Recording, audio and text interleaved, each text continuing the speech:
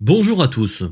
Aujourd'hui, dans la catégorie des losers flamboyants, je demande Elisha Gray, l'homme qui loupa l'invention du téléphone et les milliards de dollars qui allaient découler de cette trouvaille à 2 malheureuses heures près.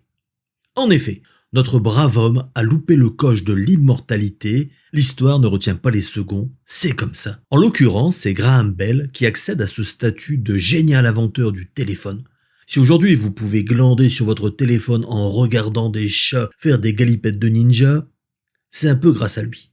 En effet, Graham Bell a bel et bien inventé le téléphone. D'ailleurs, pour l'anecdote, c'est en voyant sa chère mère être atteinte d'une surdité graduelle qu'il se pencha sur la question du son et la transmission de celui-ci. Bref, l'acoustique n'a eu rapidement plus aucun secret pour lui. Bien qu'il ne soit pas le seul à avoir eu l'idée d'inventer le téléphone, d'ailleurs un Italien nommé Antonio Meucci l'aurait inventé bien avant lui sous l'appellation télétrophone, et la légende raconte que Bell se serait inspiré de son travail. Toujours est-il que Bell fut considéré comme le premier à réussir de façon satisfaisante à transformer le son en impulsion électrique dans un émetteur et à transformer ces signaux en discours audibles dans un récepteur. Parallèlement, Elisha Gray travaille lui aussi sur cette histoire de téléphone. En 1869, il fonde son entreprise et en 1872, il devient l'actionnaire majoritaire de la Western Electric, une société spécialisée dans la vente de matériel électrique. La Western Electric vend un peu de tout. Des sonnettes de maison, des sonnettes d'alarme, des lampes, des machines à écrire. Leur plus gros client est la Western Union, à qui ils vendent des relais pour le télégraphe. Gray étudiera la possibilité d'améliorer le télégraphe et c'est en toute logique qu'il élabore un système de transmission de la voix par impulsion électrique. Pile poil comme Bell. Difficile de définir qui a inventé le téléphone en premier, mais toujours est-il qu'aux yeux de la loi, c'est le premier qui dépose le brevet qui l'emporte. Seulement, Gray ne juge pas utile de déposer le brevet tout de suite. Il considère le téléphone comme un gadget. Ça peut être utile au sein d'une grande maison, d'un hôtel, voire d'un château, bref d'un endroit où il y a beaucoup de pièces. Mais il n'imagine pas un déploiement à grande échelle. C'est trop complexe, trop coûteux. Et pour l'instant, le télégraphe remplit parfaitement son rôle de transmission de l'information. Malgré tout, il poursuit ses études et découvre même avant Bell le principe du microphone à liquide basé sur la loi d'Ohm. Les ondes sonores d'une voix humaine font vibrer un diaphragme. Cela fait vibrer une tige de haut en bas dans un tube d'eau qui a été rendue conductrice par une petite quantité d'acide. Lorsque l'aiguille ou la tige vibre de haut en bas dans l'eau, la résistance de l'eau fluctue. Elisha Gray a estimé qu'une tige métallique vibrant de haut en bas dans de l'eau acidulée allongerait et raccourcirait alternativement la petite distance entre l'extrémité inférieure de la tige et une plaque métallique au fond du récipient en verre contenant l'eau. Si 1 mm d'eau acidulée a une résistance de 100 ohms, 2 mm auront 200 ohms. Bon, dit comme ça, c'est un petit peu complexe, mais c'est le principe de base. Cela produit donc suffisamment de courant alternatif pour transmettre des signaux audio. Cette trouvaille est décisive car elle permet d'alimenter électriquement la transmission de la voix. Mais notre petit père tranquille ne s'alarme pas, il découvre des choses et les partage autour de lui avec ses autres amis scientifiques. Son entreprise fonctionne bien et il estime qu'il n'y a pas de quoi s'affoler avec cette histoire de téléphone car il est toujours persuadé que des débouchés commerciaux sont véritablement peu probables. Sauf que les histoires de Gray arrivent jusqu'aux oreilles de l'avocat de Graham Bell. L'avocat demande à Bell d'inclure cette notion de microphone liquide dans le brevet qu'ils sont en train d'élaborer avant son dépôt. Ouais, il faut éviter toute contestation future. Donc voilà, si on peut incorporer des petites inventions qu'on a entendues à gauche, à droite, c'est pas mal. Il faut se hâter car en l'état actuel des choses, Gray semble plus avancé qu'eux sur le concept du téléphone. Alors dans l'absolu, ce n'est pas du vol. Ouais, l'idée était dans l'air du temps, car Bell travaillait lui aussi sur le principe du microphone liquide, mais à la différence qu'il se basait sur du mercure comme conducteur. De son côté, Gray a tout formalisé par écrit. Il a fait tout comme Bell. Pareil, c'est limite une copie conforme. L'invention du téléphone peut donc être officiellement déposée.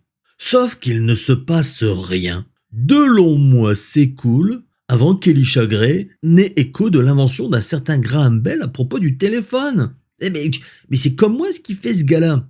Cette fois, c'est un peu la panique à bord. Bon sang de bonsoir, il va me piquer mon idée ce gredin. Vite, allons déposer notre brevet. Le 11 février 1876, Elisha Gray met son costard et va faire part de sa découverte au bureau des brevets. Il obtient le jour même le Saint Graal avec un tampon de l'administration officialisant son invention. L'homme est heureux car il s'est rendu compte qu'il avait peut-être sous-estimé le potentiel commercial de ce satané téléphone. Toutefois, il se rend compte rapidement qu'il y a un énorme problème. Graham Bell l'a devancé de 2 heures. 2 malheureuses petites heures séparent Bell de Gray. L'horodatage est formel, la paternité de l'invention du téléphone revient à Graham Bell. Alors Gray, la mauvaise, et il intente un procès à Bell. Mais il sait pertinemment qu'il s'engage dans une très longue procédure judiciaire. Pour l'anecdote, Bell ira voir le principal client de Gray, la Western Union, pour leur proposer son invention. L'offre est très intéressante. Il est prêt à la céder pour la modique somme de $100 000. La Western Union, sans doute par fidélité envers Gray, déclinera l'offre.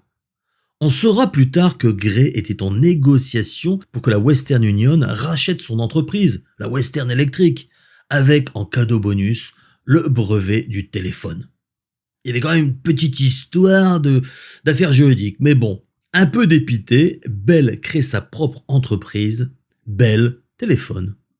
Quand la Western Union, après le rachat de la Western Electric, prend conscience qu'elle ne gagnera jamais son procès contre Bell, elle décide de revenir, un petit peu la queue entre les jambes, vers Graham Bell pour lui dire que l'année dernière, on s'est un peu emballé en refusant votre brevet du téléphone. Cette année, on est prêt à vous le racheter.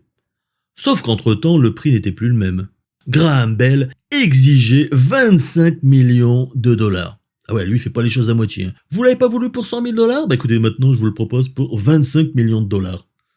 Alors là, comme vous l'imaginez, c'est la douche froide pour la Western Union qui n'avait pas cette capacité financière. Il est de notoriété publique que Bell n'allait pas se presser pour vendre son invention, car son entreprise Bell Telephone croulait sous les demandes. Western Union va donc profiter du procès en cours pour exploiter commercialement la trouvaille de Gray, en attendant que les juges décident de l'issue de ce procès. L'affrontement juridique entre la Western Union et Bell Telephone s'achèvera 3 ans plus tard, en 1879. Bell sortait victorieux. Cerise sur le combiné téléphonique, Western Union avait l'obligation de se retirer du marché de la téléphonie. Comme un affront n'arrive jamais seul, la Western Electric, c'est-à-dire l'ancienne entreprise d'Elisha Gray, est rachetée en 1881 par Bell Telephone. Les laboratoires de recherche d'Elisha Gray, l'endroit même où il fit ses plus impressionnantes découvertes au sein de la Western Electric, furent transférés dans de nouveaux bureaux à Washington. Devinez le nom de cette nouvelle entité? Je vous le donne en mille, les laboratoires de recherche Bell. Ces derniers deviendront au fil des ans une pépinière de prix Nobel. Pauvre Elisha Gray, ces 2 malheureuses heures de retard ont dû lui rester au travers de la gorge. Voilà mes petits lapins, c'était une petite histoire sans prétention, j'espère qu'elle vous a plu. Écoutez, quant à moi, je vous dis à très bientôt sur Gunnet Story, et d'ici là, bonne continuation.